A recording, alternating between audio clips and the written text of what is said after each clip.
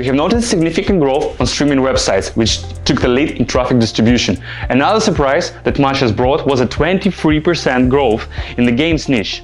However, when it came to platforms, Android dominated the hike with a 6% increase. If we look up here, we can see the top geos by growth. Awesome results for Nigeria.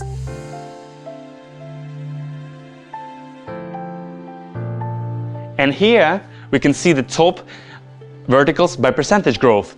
Way to go, Brazil!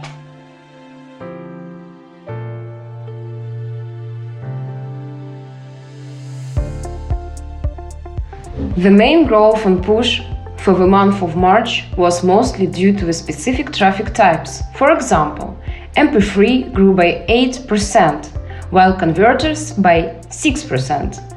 On push too, Android took the lead with a 9% growth. But let's also take a look at the main geos.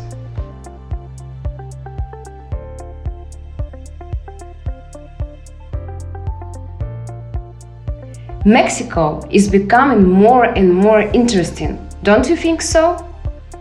Let's also take a look at the top verticals from March.